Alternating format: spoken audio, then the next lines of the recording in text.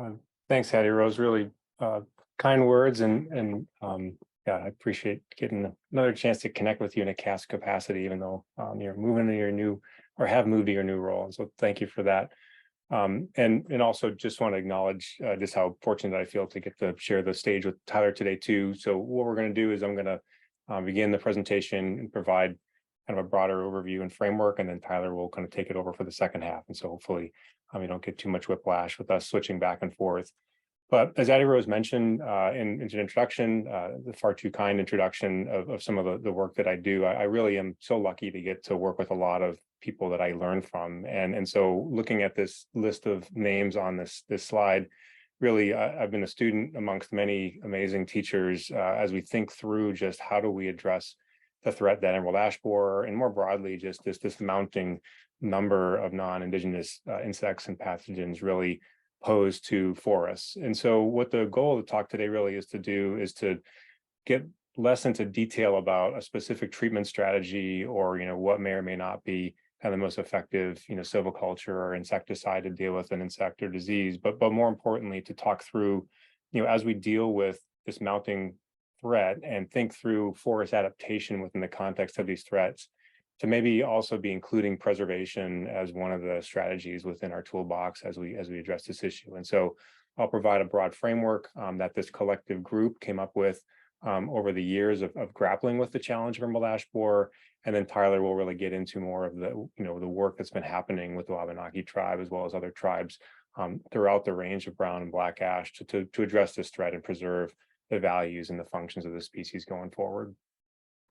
So for context, not that we ever need a reminder, but we recently completed a survey of over 330 foresters, both in urban and rural settings. And the number one threat to forests that everyone enumerated was insects and diseases. And so I think most of us recognize that even though the broader impacts of climate change are always in the back of our minds, every year there's a new threat that's being brought to the forest that is creating the need to adapt, the need to react and think through how do we sustain these ecosystems and those values in the face of these changing dynamics. And so when we look at just what's been happening over the last several decades in terms of introduced insects and pathogens, it's been an exponential increase, both in insects, diseases, largely tracking. This work by Gary Levitt shows this, just the amount of global trade that's occurring and what that means for new introductions. And so based on some of the work that was done evaluating what we're seeing in terms of introductions of non-Indigenous insects and pathogens, they estimate that we're gaining a new kind of high impact, so an organism capable of causing widespread mortality every 3 years. And so even though we'll emphasize emerald ash borer and ash forest today, sadly, this is not the last species we'll be talking about and thinking through how to grapple with. And so the reason to point this out is just to remind everyone that this is ongoing, and I think we all appreciate that, even with the recent dynamics emerging with beech leaf disease. Likewise, when we look at just the impacts that these organisms have on our landscape, these figures on the right are just showing kind of mortality rates based on detection year for emerald ash borer, same pattern, but with hemlock woolly adelgid. It's fairly clear that once these organisms get established in an area, the impacts can be quite great in terms of just the number of trees that are killed. And current estimates estimate that, if we look at kind of the amount of mortality of trees occurring between emerald ash borer and hemlock woolly adelgid, it's the equivalent of over 400,000 cars worth of emissions of carbon. And so these have dramatic impacts on the values that our forests provide from an ecological standpoint. And so when we think about impacts of these organisms, that really is often where our minds go. And so the picture on the left is in the Smoky Mountains with hemlock woolly adelgid. In the center, we have a urban green space in Montreal getting impacted by emerald ash borer, white bark pine with white pine blister rust in the Rocky Mountains in the upper right-hand corner, and sudden oak death, winter moth, Asian longhorn beetle. All of these are organisms that certainly are creating great impact to our forests. And I would argue that many of us that work in the research realm, our main focus often when these insects and diseases are operating in the landscape is the ecological impact, or what might be the impact be to the heating and cooling budget of that building that tree is dying next to. But what I think has been a bit frustrating to recognize in my own experience and knowledge is that really when we think about the impacts of emerald ash borer, it has caused the centering for those of us that were unaware of the cultural importance of that species, of recognizing that, these impacts that are ecological are certainly nothing to diminish. But when we think through just the value of many tree species as it relates to Indigenous cultures, that's a value that's irreplaceable, and one that we should be thinking a lot more about as we reflect on why we should be trying to keep species in the landscape and how we go about doing that. And so this slide just shows some examples, certainly, of just a central role that different tree species play in Indigenous cultures. Certainly, these elm was quite important, American elm, for sheathing on longhouses, for creating the poles that were used for supporting them. And so that's certainly a species that no longer can produce the trees large enough to actually make a longhouse from.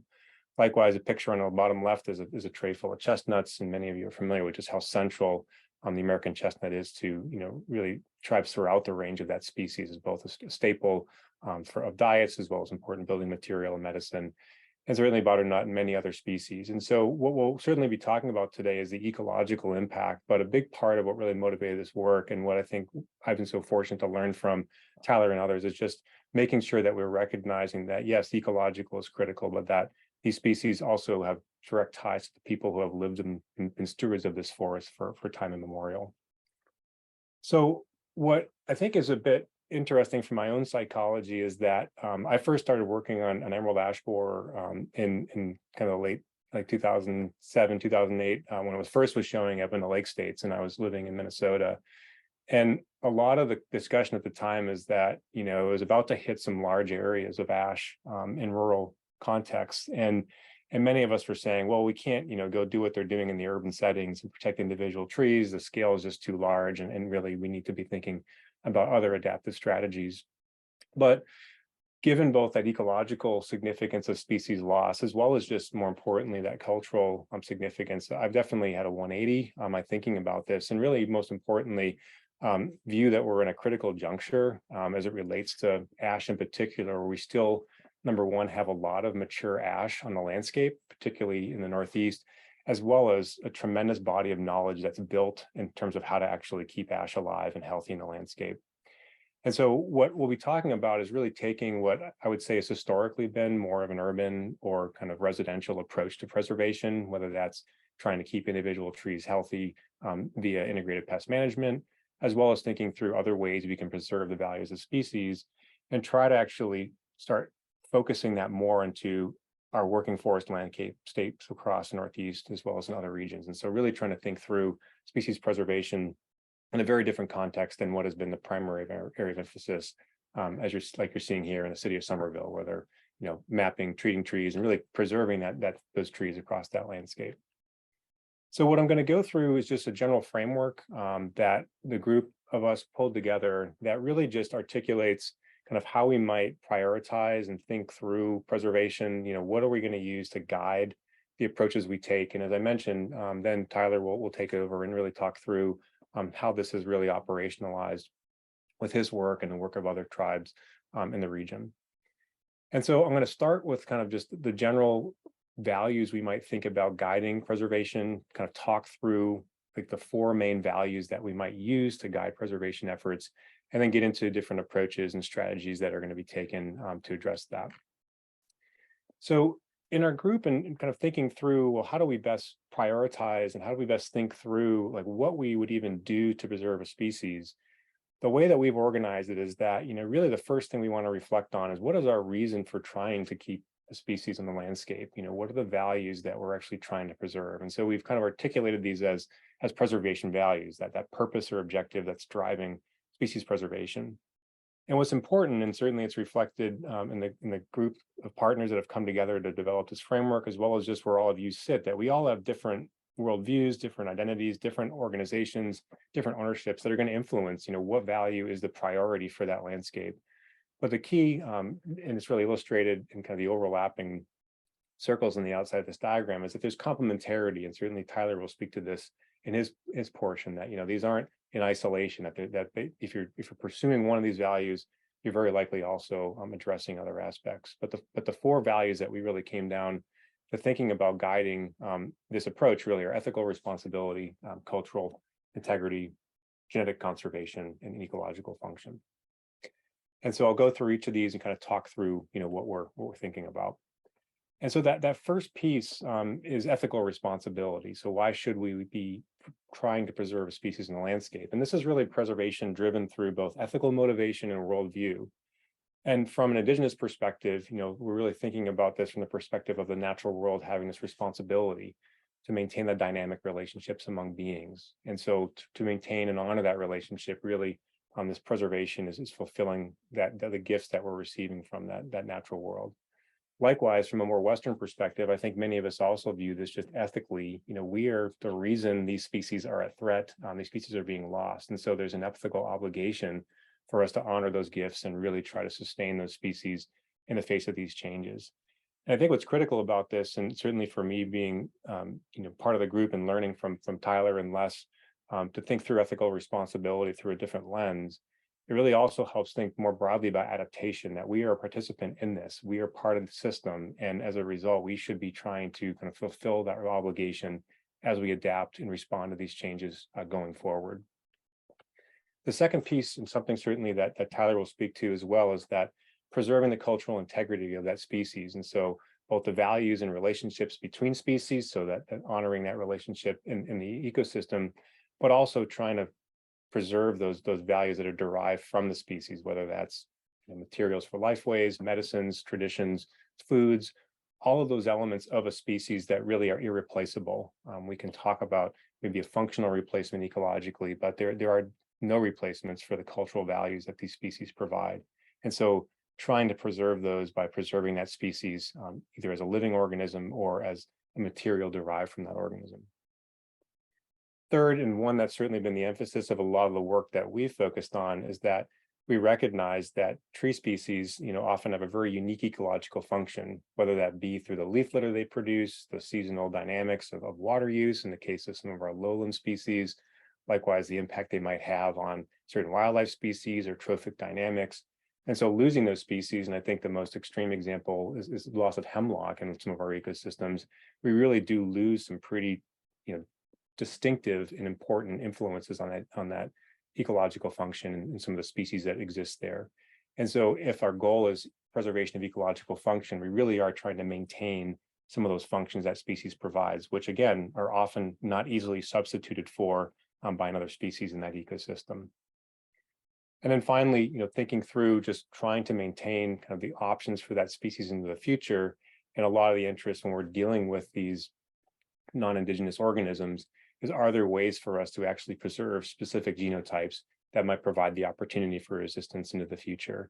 So that might take the form of seed collection, or in many cases, I often argue, just not cutting every tree that's threatened, because we know that very few trees, if any, are immune to the chainsaw. But so really allowing that opportunity to provide that resistance and that seed source material for future options in the landscape. So what I'm going to do is kind of step it down from that value and talk a little bit about preservation approaches and strategies before handing it off to Tyler. And so the fairly simple framework that we pulled together from this is that we have this kind of overarching value for why we wanted to actually approach preservation. And then from there, we can then step down to, well, what is the actual objective that's going to lead to that goal? And then finally, kind of what are the strategies we use to actually fulfill that approach? And so really stepping it down from that broad overarching value down to actually what will we do on the ground to make sure we're achieving that value. And so again, using an example, so if the goal, the value of a preservation is actually to preserve ecological function, clearly that ecological function is being provided by living mature trees out in the forest. And so the approach might be that we're trying to actually do things that keep trees healthy and vigorous out in that stand. And so that could take the form of silvicultural approaches, depending on the organism, or it could take the form of integrated pest management. And so the key being that we're really trying to maintain that function. And the only way to do that is to actually keep those trees alive in a part of that forest. And so the tactics we might use really would revolve, in the case of keeping things healthy and vigorous, possibly kind of adaptive integrated pest management approaches, something we'll talk about a bit more as we go through this. So what I'll talk about is kind of how we think we would approach this broadly. So what are some of the kind of different approaches that we use to preservation, and then highlight just at a higher level what some of the strategies are that many of you are already quite familiar with, but that really exists for different species and certainly different threats out there in the landscape. So the first couple of approaches, and I think the first and most important, is preventative, right? So if we want to preserve these species and minimize the impact and keep them healthy and vigorous in the landscape, preventing those from getting into an area is obviously the first and most important step, and sadly one that we continue to fail on in terms of introductions into the country. Nevertheless, survey and detection, as well as just broader engagement and awareness, and certainly something that Tyler will talk about as it relates to some of the main efforts to try to minimize the spread of that organism. And then once that organism is detected, kind of helps inform what strategies even make sense. You don't want to be treating ash trees with insecticides if you still don't have emerald ash borer in that landscape. And so even thinking through like what makes sense in terms of the overall approach I take. Once something's in a region, I think what we also think through is, well, how do I maintain like the viability of those populations? And so part of that is to certainly try to maintain the vigor of mature individuals. As I mentioned in that previous slide, that could include the use of systemic insecticides or the use of silvicultural strategies, but it's also trying to maintain options on that site in the future. So in the case of ash, trying to do, if we're going to harvest trees in these areas, doing it in ways that actually we can recruit new cohorts of ash, while also trying to collect seed and maintain the potential viability for that species into the future. At the same token, some of these approaches could be different if we're trying to actually kind of sustain the values of that species from a cultural standpoint beyond the spiritual and critical values as of that living tree in the forest.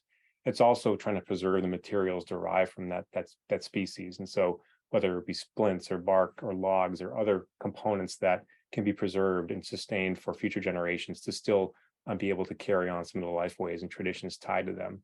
Similarly, and Tyler will talk a lot more about this, but some of the most widespread and I'd say initial kind of key seed collection efforts really have been driven by trying to sustain black ash, brown ash seed across the landscape for future cultural use. And then finally, also just maintaining those oral traditions and customs tied to that threatened species. So not just the material, but also the spiritual and other values that might be lost if once those species are no longer found out in the forest. So the key element of this is that it's allowing you to then think through, well, how widespread and what approach am I taking to do this? And what's partly been motivating this work beyond the fact that, we've been all gathering for a long time as a group and talking through just how to deal with the loss of ash is that we're now seeing different organizations really scale up preservation to levels that when I had my initial, maybe cynical response that we can't do what they do in urban settings and rural settings back in Minnesota, that we're now seeing people do some ash preservation at pretty large scales across the region. And so there are some opportunities depending on what the goal is with preservation to tackle this.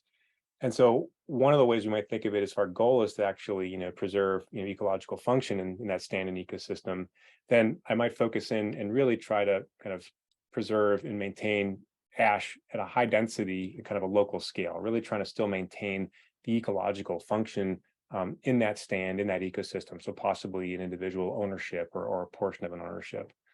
If my preservation value is actually really to try to sustain genetics and that diversity across the region, instead, I might kind of devote that similar effort, but across many sites. And we're certainly seeing that occurring with New Hampshire, state of New Hampshire, as well as several land trusts, and as well as some federal agencies in the region trying to actually maintain viable populations of ash across large areas.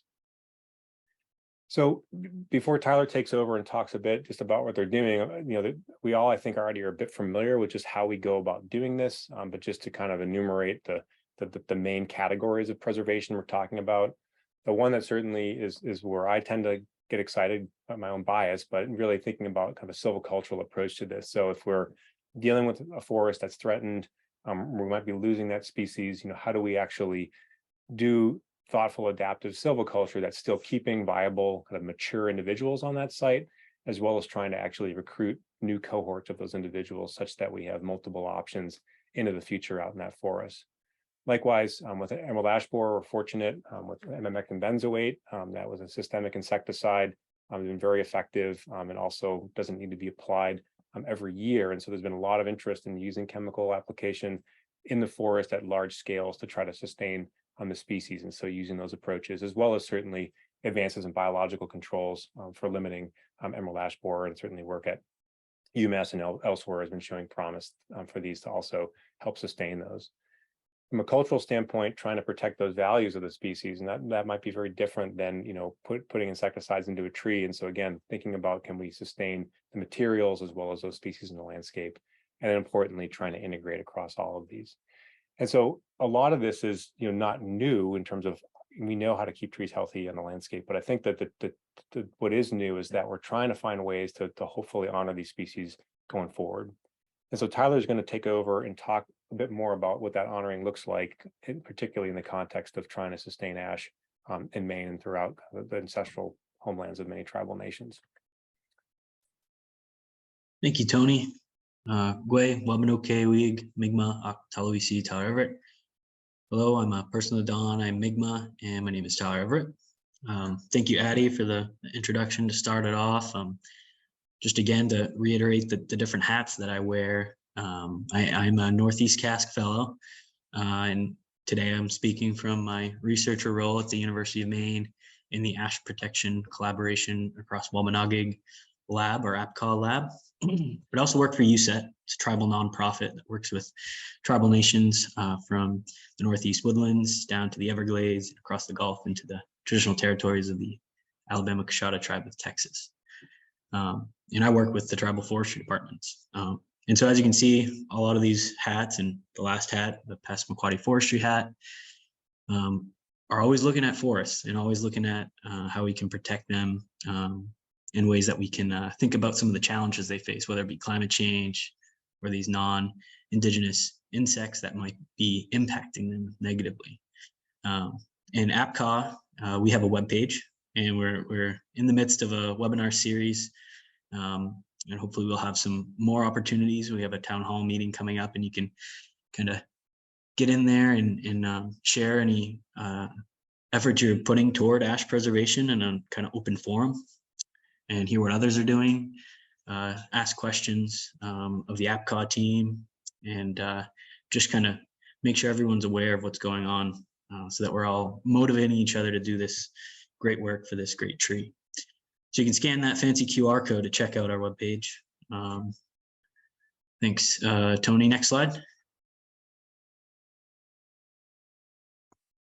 So as Tony pointed out, and it's been pretty clear through the photos, and if you're following some of the publications that have come out recently, at the center of my research is a particular tree, brown ash. And brown ash is a really special tree because of all the gifts that it gives us, all of us, right? Not just Wabanaki people, but especially to Wabanaki people and the people of the Dawn and other tribal nations.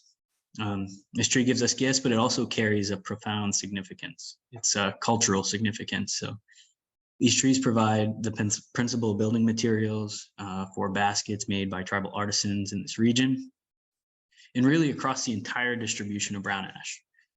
Anywhere that brown ash grows, tribal artisans have been utilizing material from this tree to produce baskets and other art forms. And it provides a cultural connection for the families that have generations of basket makers.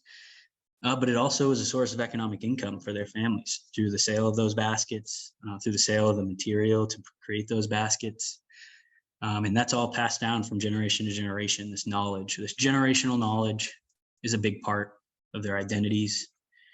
But then furthermore, for the people that are on the Wabanaki, it is one of our creation stories, where brown ash is cited as being a part of that creation story.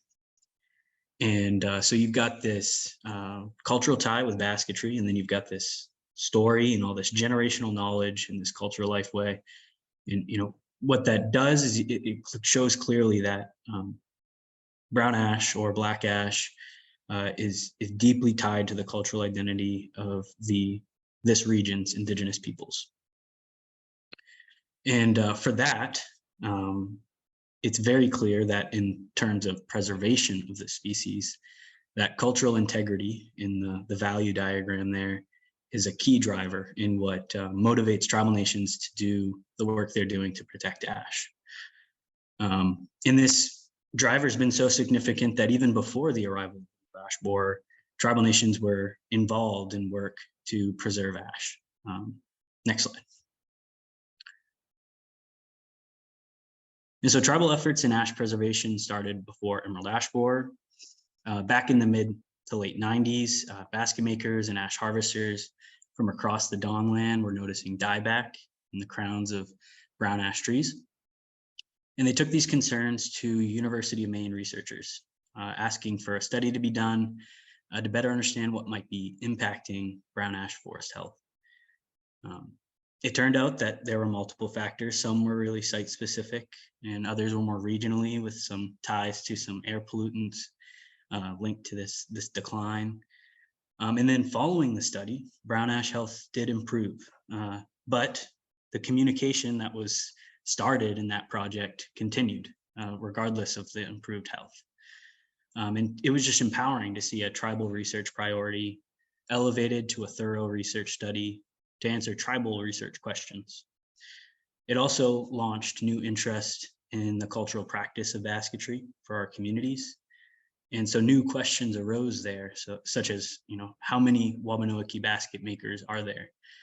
Do we have new basket makers coming into this cultural practice?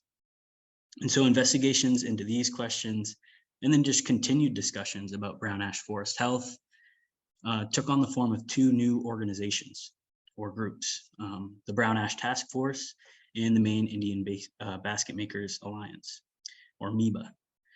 And so the Brown Ash Task Force is this group of federal and state agency reps, tribal basket makers and artisans, ash harvesters, tribal natural resource staff, university researchers.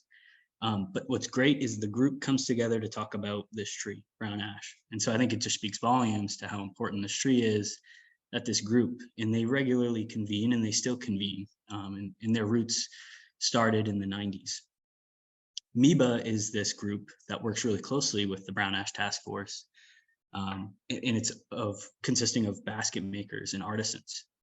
And they really answered those questions about the sustainability of the cultural practice of basketry in our region, and created great programs to facilitate apprenticeships. And I'll get to that later on, leading to kind of a revitalization of this basket making tradition, and making it more sustainable for the future.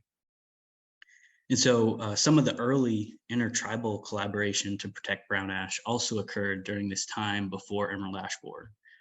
The St. Regis Mohawk Tribe and other Haudenosaunee nations built similar frameworks to establish apprenticeships, such as the way MEBA did. And Les Benedict with the St. Regis Mohawk Tribe is a leader, and is still a leader in seed collection for brown ash. And he made several trips across the Dawnland to work with Wabanaki tribal nations on how they could be collecting brown ash seed. And so from this focus and efforts to protect ash, while emerald ash borer wasn't there, there was just a profound sense of community to try and protect this tree. And then that doesn't mean that necessarily there wasn't pause when there was this new threat, when emerald ash borer did arrive. And so there was some questions to be asked there when it first arrived. Next slide.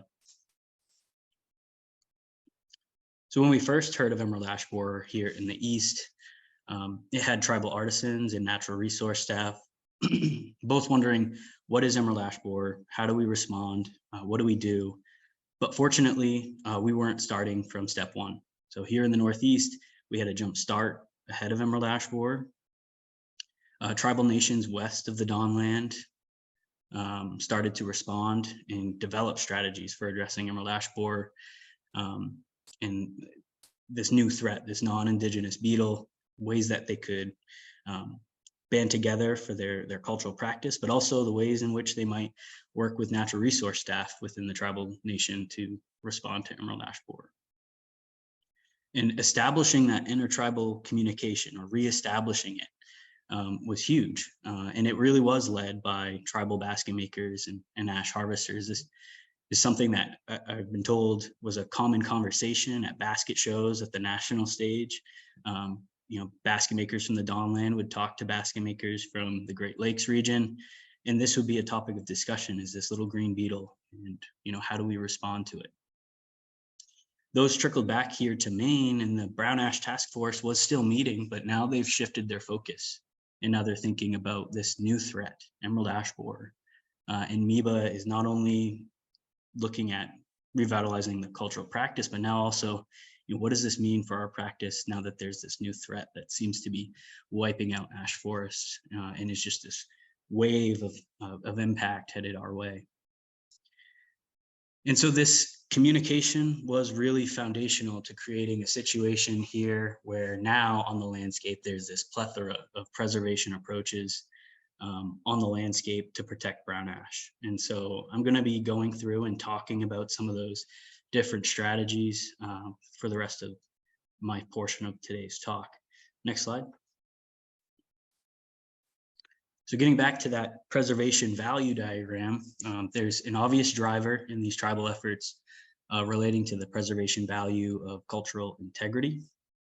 And some of those strategies conclude just continuing to practice the cultural lifeway, right? We know there's this threat, but that doesn't mean we need to put basket making and sharing the cultural practice with youth on pause. We've continued to harvest trees. We've continued to engage in basket making workshops.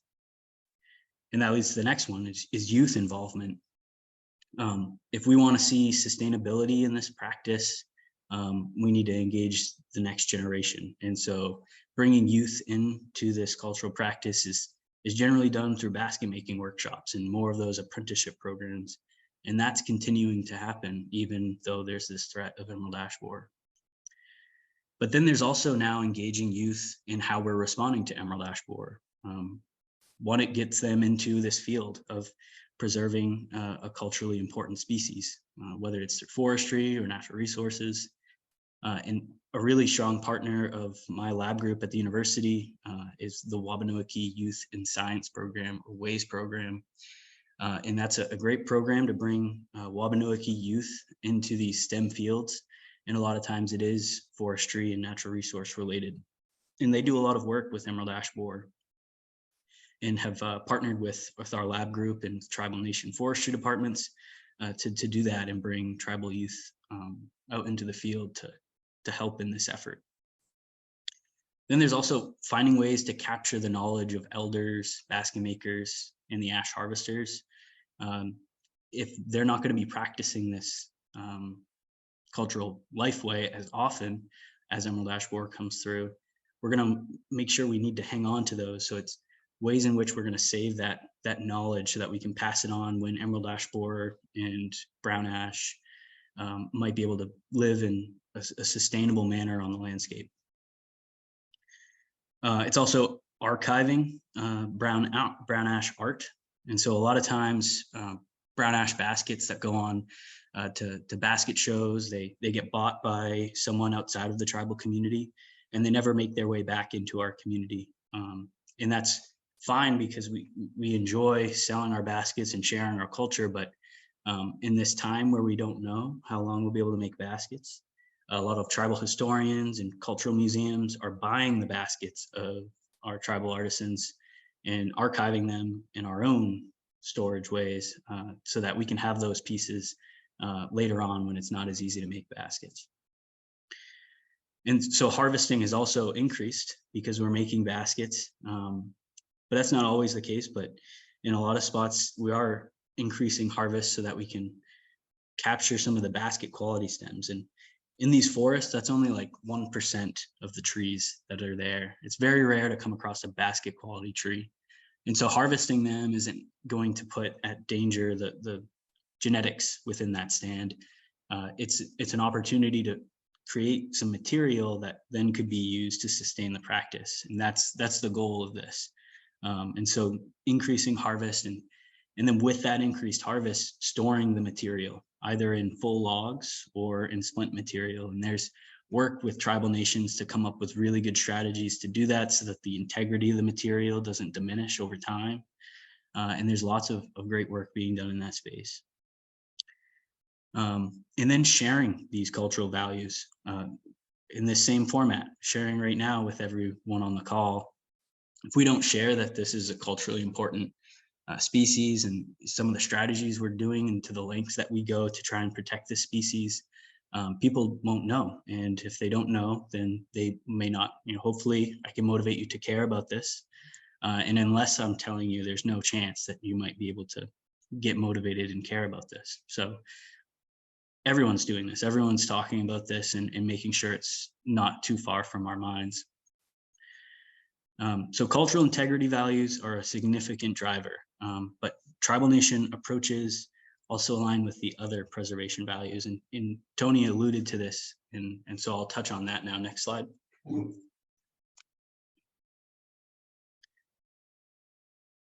So ecological function.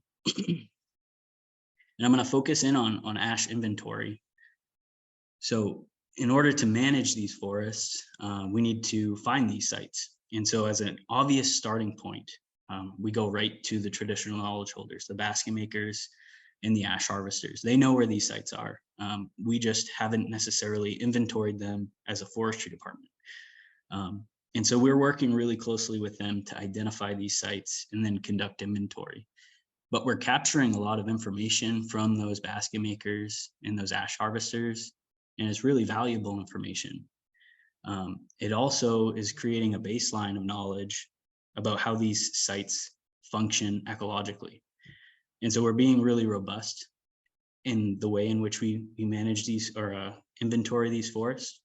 It's really, between working with the Basketmakers and then also reading the latest literature on how these forests can be managed in the face of emerald ash borer. It's all kind of getting weaved together and driving how we might collect data in these sites.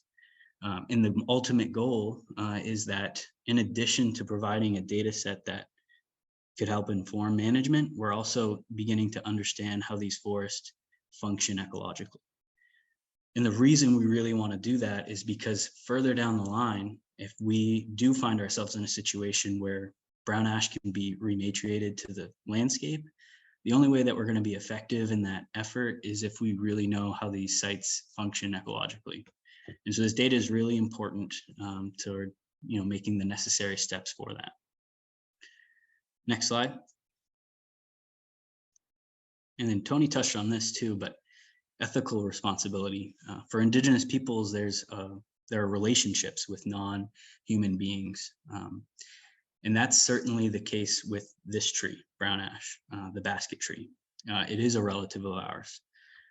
In order to maintain a relationship with any relative for all of us, there's a responsibility, right? If my grandmother is sick, I go to her house and I bring her some soup, or I call her up and check in on her. The same can be said about this tree. It's a relative of ours. It's sustained us. It's a big part of Wabanaki culture and the way in which our families sustain themselves. So it's our responsibility to take care of this tree. It's in a situation now because of human impact that there's this novel threat that's really wiping it out. And so it's our responsibility to step up to the plate and try to help this tree. And so for me personally, I have some drive in this with my family and ways in which it sustained my family. So next slide, please. In this photo here on the left, you'll see my grandfather, Albert Labrador, with my grandmother, Linda Bennett, in his lap. And then leaning over the top is my Uncle Sal. His left arm is draped over my great-grandmother, Mary Rose Pictou Labrador. And then lastly, all the way to the right is my aunt, Barbara Daney. And they're in a potato field, or they're taking the break from the potato field, where they were picking potatoes and using brown ash baskets that they've created and sold to the farmer, but also are working in these fields using those baskets. And you can see on the photo on the right, my grandmother, Linda Bennett, on the left, and my aunt, Barbara Daney, on the right. And they're behind one of those brown ash baskets that my great-grandfather or my great-grandmother probably made. And it's a whole family event. They're out there picking potatoes, and it's sustaining my family. In fact, after the potato fields, they moved to southern Maine, and that's where my roots were set. And we were selling fancy baskets there to people in Portland. And that, again, was sustaining my family. And so that's a big driver for me. And it's really, been powerful for me to work in this space and work with brown ash and try to protect brown ash when clearly it's really helped my family. Next slide. And then tribal nations have long been leaders in the effort to collect and store ash genetic material in the form of seeds for ash trees and brown ash in particular. And so it's a preservation approach that tribal nations have shown really great support for and interest in. And many of the leading experts in this space work for tribal nations, like Les Benedict.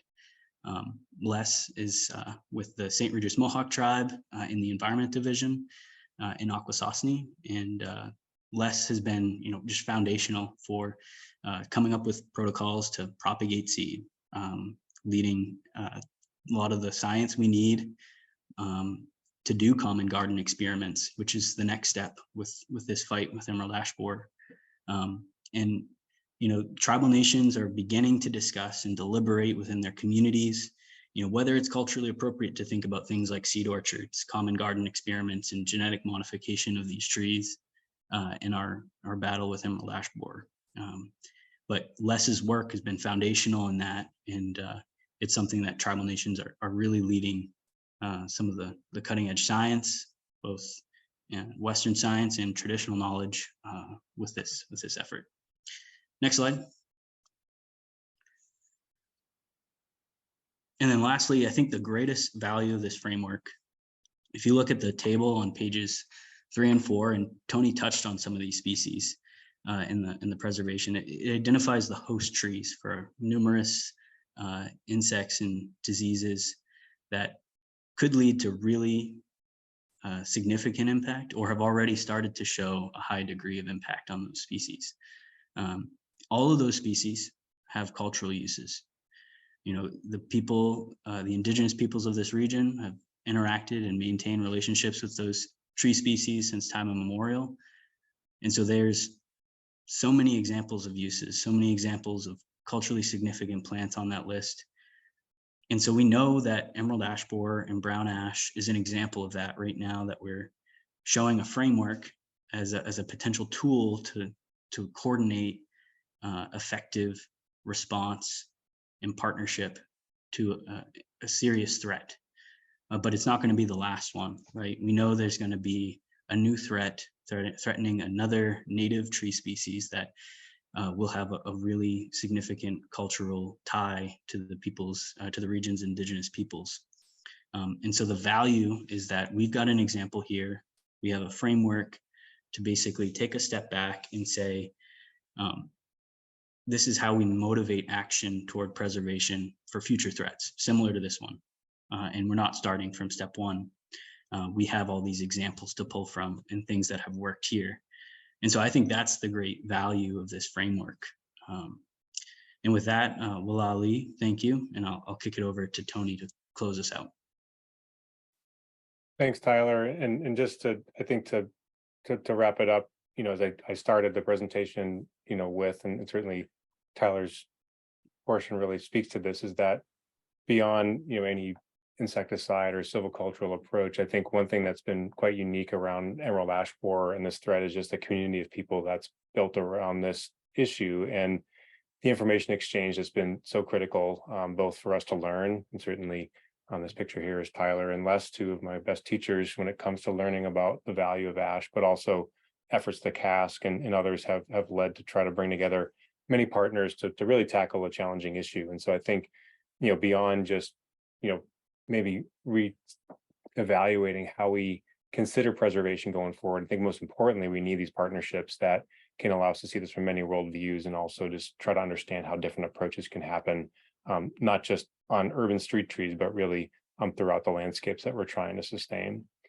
And so I think, one key element, and I hope it's clear that we're not talking that we can do this everywhere on every stand and every ownership, but I think in many cases, from the ethical standpoints, from the ecological and the cultural and genetic values perspective, we do know there are ways to preserve these species, and also opportunities just to try. And so as we still have these mature trees in the landscape and still have these opportunities, I think that the key is that we're trying many different ways and building both knowledge and diverse partnerships across both agencies, communities, and scientists, so that we can try to sustain these values into the future and still be able to have future options for generations forward, to both appreciate the spiritual values of these species, but also the gifts they give us ecologically and culturally. So just want to acknowledge the many in the community that have certainly enriched my understanding of this approach. This is definitely not a single group of ideas, but many that have been gathering, sadly, for a single motivation around a threat to such important species in the landscape. But certainly many have contributed to what we're talking about today, and I appreciate the opportunity to both work with them and share a bit of what we're doing, and also appreciate just the great stories and perspective that Tyler provided for this. And we'll stop there for any questions that folks might have.